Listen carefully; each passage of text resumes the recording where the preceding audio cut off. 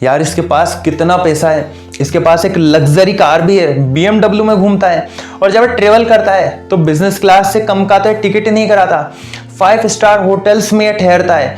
और इसकी fan following देखो, फैन फॉलोइंग तो अमेजिंग है, बहुत शानदार, बहुत फैन है इसके। और इसकी पर्सनैलिटी का तो कहना ही क्या, ऐसी बॉडी है इसकी, लोग मरते हैं इस पर। दोस्तों हम जब भी किसी सक्सेसफुल इंसान को देखते हैं तो हम सिर्फ उसको बाहरी तौर पर देखते हैं। आपने कभी उनके पीछे की कहानी जानने की कोशिश की, उन्होंने इन सब चीज़ों को पाने के लिए कितनी मेहनत की होगी, कितना स्ट्रगल किया होगा। जब आप ये जानने की कोशिश करोगे तब आपको पता लगेगा कि सक्सेस ऐसे ही नहीं मिलती, क्योंकि सक्सेस तो सब पाना चाहते हैं लेकिन उतनी मेहनत कोई नहीं करना चाहता जितनी उन्होंने की है। दोस्तों आज की वीडियो में आपको समझाने वाला हूँ, सक्सेस की शुरुआत होती है एक माइंडसेट से। हमारा माइंडसेट डिसाइड करता है कि हम लाइफ में कितना आगे बढ़ेंगे, कितना सक्सेसफुल होंगे और लाइफ में हमें ग्रोथ मिलेगी भी या हम फेलियर ही बने रहेंगे। नमस्कार, मैं Naresh Sharma, motivational speaker, business और लाइफ कोच। दोस्तों दुनिया में 2 तरीके के लोग होते हैं, एक होते हैं FMS और एक होते हैं GMS। मतलब एक होते हैं फिक्स माइंडसेट वाले लोग और एक होते हैं ग्रोथ माइंडसेट वाले लोग। जो लोग ये कहते हैं कि मैं इस काम को नहीं कर सकता, वो लोग होते हैं फिक्स माइंडसेट वाले लोग। ग्रोथ माइंडसेट वाले लोग क्या कहते हैं कि मैं इस काम को करने का कोई ना कोई तरीका तो ढूंढ ही लूंगा। फिक्स माइंडसेट वाले लोग क्या कहते हैं कि यार मेरी तो किस्मत ही खराब है। और ग्रोथ माइंडसेट वाले लोग वो क्या कहते हैं कि मेरी किस्मत मैं खुद बनाता हूं। फिक्स माइंडसेट वाले इंसान से कभी आप मिलते हो तो आप पूछोगे कि क्या हालचाल है, वो कहेगा कि बस कट रही है। ग्रोथ माइंडसेट वाला इंसान क्या कहेगा, चाहे उसकी परिस्थिति कैसी भी हो लेकिन वो कहेगा जिंदगी शानदार चल रही है, बेहतरीन, फैंटास्टिक चल रही है जिंदगी। फिक्स माइंडसेट वाला इंसान सोचता है कि जो इंसान लाइफ में सक्सेसफुल हुआ है वो अपने टैलेंट की वजह से हुआ है, वो पैदाइशी उसमें तो टैलेंट था इसीलिए वो सक्सेसफुल हुआ है। लेकिन ग्रोथ माइंडसेट वाला इंसान क्या सोचता है, वो सोचता है कि उसमें चाहे कितना भी टैलेंट हो, मैं मेहनत करके, प्रैक्टिस करके, नई चीज़ों को सीख कर मैं भी उतना टैलेंट हासिल कर सकता हूं और उससे ज़्यादा सक्सेस पा सकता हूं। फिक्स माइंडसेट वाले इंसान के लाइफ में अगर कर्ज आ जाता है तो घबरा जाता है, वो सोचता है कि यार अब मैं क्या करूं, अब मैं इससे नहीं निकल पाऊंगा। उसके माइंड में सुसाइडल विचार आते हैं। जबकि एक ग्रोथ माइंडसेट वाला इंसान क्या सोचता है कि कोई बात नहीं, अगर मुझे ये चीज़ मिली है तो भगवान ने कुछ ना कुछ सोच कर दिया होगा। भगवान भी चाहता है कि मैं आगे बढ़ूं और मैं इन सब चीज़ों को फेस कर पाता हूं या नहीं कर पाता, तभी मुझे ये सब चीज़ें दी है। एक फिक्स माइंडसेट वाला इंसान अगर वो किसी लड़की को प्रपोज करने जाता है और लड़की ने उसे मना कर दिया तो सोचता है कि यार मुझ में क्या कमी रह गई, या फिक्स माइंडसेट वाले इंसान का ब्रेकअप हो गया तो सोचते यार मुझ में क्या कमी रह गई थी जो उसने मुझे छोड़ दिया या मेरा प्रपोजल एक्सेप्ट नहीं किया। जबकि ग्रोथ माइंडसेट वाला इंसान क्या सोचता है, वो सोचता है कि अगर उसने मुझे छोड़ा या उसने मेरा प्रपोजल एक्सेप्ट नहीं किया तो ये उसकी गलती है, उसकी किस्मत खराब है जो उसने मुझे छोड़ा। तो दोस्तों फिक्स माइंडसेट और ग्रोथ माइंडसेट वाले इंसान में बहुत ज़्यादा अंतर होता है। अगर लाइफ में सक्सेसफुल होना है तो सबसे पहले आपको अपने माइंडसेट को बदलना होगा। कुछ रियल स्टोरी के माध्यम से मैं आपको समझाता हूँ। स्क्रीन पर आप देख रहे हो, इनको जानते हो आप कौन है? सचिन तेंदुलकर। इनकी हाइट बहुत कम है, बहुत कम हाइट है इनकी। जब इन्होंने अपना करियर स्टार्ट किया होगा तब ये सोच सकते थे कि यार क्रिकेट में तो जिनकी हाइट ज़्यादा होती है, जिनकी बहुत अच्छी बॉडी होती है, अच्छी पर्सनैलिटी होती है, जो बहुत ज़्यादा दौड़ भाग कर सकते हैं, केवल वही लोग जा सकते हैं। लेकिन इन्होंने ऐसा नहीं सोचा, इन्होंने बस जी तोड़ मेहनत की, प्रैक्टिस की और आज आप लोग जानते हो क्रिकेट के भगवान के नाम से हम इनको जानते हैं। अगर आप इस वीडियो को अब तक देख रहे हो तो इन शख्सियत को तो आप जानते होंगे, ये है डॉक्टर विवेक बिंद्रा। जब इन्होंने अपना करियर स्टार्ट किया था, ये अपने करियर में ट्रेनर बनना चाहते थे। अपने करियर की शुरुआत में ये ट्रेनिंग कंपनीज के पास गए, उनके पास गए, इन्होंने कहा कि मैं ट्रेनर बनना चाहता हूँ, लेकिन ट्रेनिंग कंपनीज ने इनको मना कर दिया, इनको रिजेक्ट कर दिया। इनसे कहा आपकी आवाज़ साफ नहीं है, आप क्लियर नहीं बोल पाते। लेकिन आज आप जानते हो, आज ये एशिया के नंबर 1 मोटिवेशनल स्पीकर हैं और पूरी दुनिया में नंबर 1 का यूट्यूब चैनल है एंटरप्रेन्योरशिप के मामले में। तो दोस्तों कमियां तो सभी में होती है, लेकिन एक तो होता है कि हम एक्सक्यूज लेकर हम बहाने देते रहें और किसी न किसी कारण से हम रुक जाएं। या फिर हम उसमें एक अपॉर्चुनिटी ढूंढें और पूरी जी जान लगाकर उसमें आगे बढ़ें। इसी तरीके से है शोएब अख्तर। शोएब अख्तर के पैरों के तलवे बिल्कुल प्लेन थे। अब प्लेन होने के कारण जब ये दौड़ लगाते थे तो दौड़ने में इनको बहुत ज़्यादा प्रॉब्लम आती थी। उस वजह से ये चाहते तो ये कह सकते थे कि यार मेरे तो पैरों के तलवे प्लेन हैं, मैं दौड़ नहीं सकता, इसलिए मैं आगे नहीं बढ़ पाया, मेरे पास ये प्रॉब्लम, मेरे साथ वो प्रॉब्लम, ऐसे ही एक्सक्यूजेस दे सकते थे।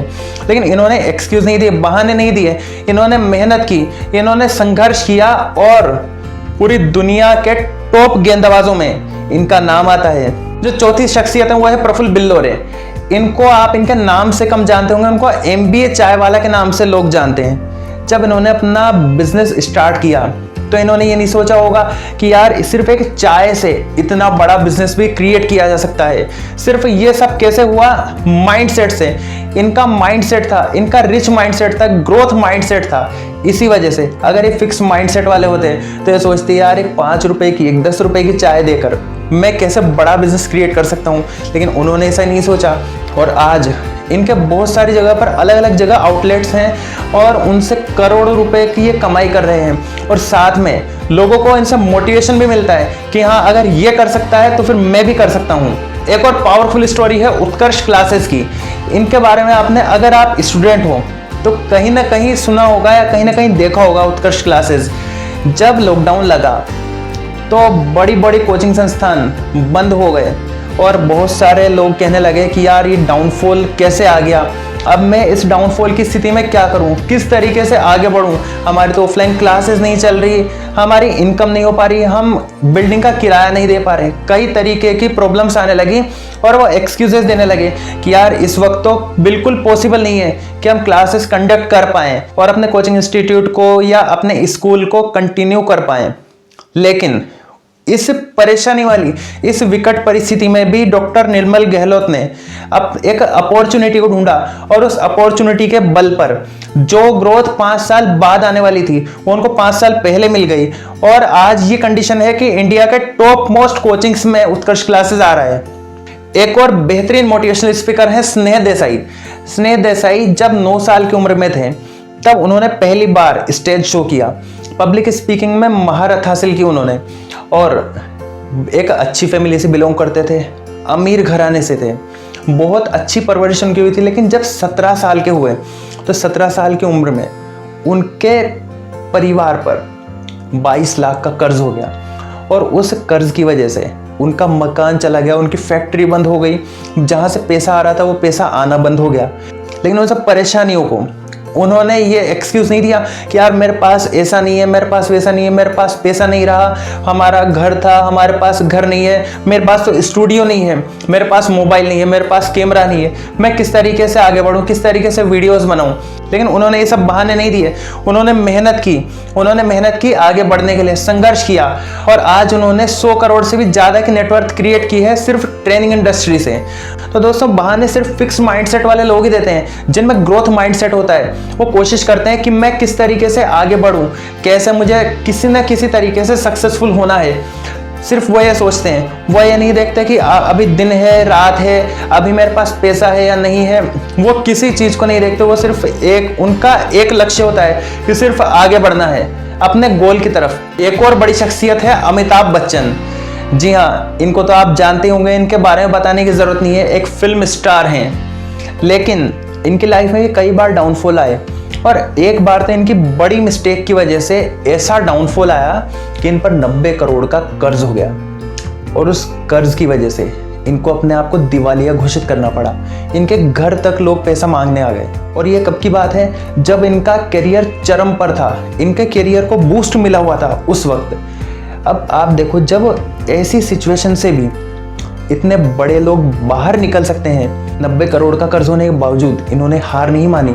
ये वापस यश चोपड़ा जी के पास गए और यश चोपड़ा जी के पास जाकर इन्होंने कहा कि सर मुझे काम चाहिए, मेरे पास अभी कोई काम नहीं है, मैं बिल्कुल फ्री हूँ और 90 करोड़ का कर्ज मुझ पर है, उसे मुझे उतारना है। तो इन्होंने वापस से बाउंस बैक किया और बाउंस बैक करके ये लगातार मेहनत करते गए और मेहनत करते करते इनको एक टाइम के बाद KBC शो मिला और उस KBC शो की बदौलत इन्होंने जो भी इनका कर्जा था उसको एक झटके में फ्री कर दिया। इन्होंने ये सब कैसे अचीव किया? सिर्फ ग्रोथ माइंडसेट से। इनका एक माइंडसेट था कि हाँ मैं कर सकता हूँ। अगर ये सोचते कि यार इतना सब कुछ होने के बाद मैं नहीं कर सकता, तो फिर दोस्तों ये नहीं कर पाते। लेकिन यही फ़र्क होता है एक फिक्स माइंडसेट वाले इंसान में और एक ग्रोथ माइंडसेट वाले इंसान में। अब आपको डिसाइड करना है आप कैसे इंसान बनना चाहते हो, फिक्स माइंडसेट वाले या ग्रोथ माइंडसेट वाले। अगर आप भी ग्रोथ माइंडसेट वाले इंसान बनना चाहते हो तो मेरा इंस्टाग्राम पेज है, इसे आप जरूर फॉलो कीजिए। और चैनल को आपने अगर सब्सक्राइब नहीं किया है तो चैनल को सब्सक्राइब कर लीजिए। इस पर आपको आगे भी ऐसी मोटिवेशनल वीडियोस, ऐसी बेहतरीन जो आपकी लाइफ को इंप्रूव करेगी, ऐसी वीडियोस आपको लगातार मिलती रहेंगी। अगर वीडियो पसंद आई हो तो वीडियो को लाइक जरूर कर देना। मुझे कमेंट करके बताओ आपकी लाइफ में क्या प्रॉब्लम चल रही है, उस पर मैं कोशिश करूंगा जरूर वीडियो बनाऊं। इस वीडियो को ध्यान से देखने के लिए आप सभी लोगों का बहुत बहुत धन्यवाद। Dream big, do it.